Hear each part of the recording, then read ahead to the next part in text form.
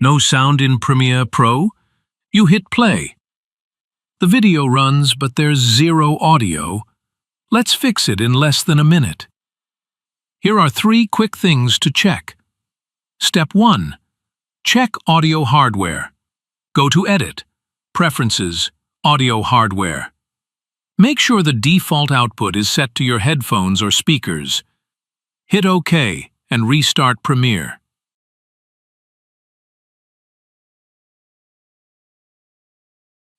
Step 2. Track muted or disabled.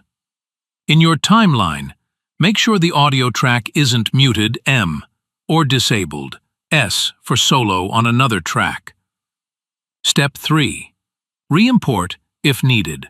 If the file was imported with no audio, right-click in Project Panel, Import again, and make sure it has audio. Pro tip: always check your source file. Play it in VLC or another player to be sure the original file has sound. Fixed your audio? Like this video and save it for next time.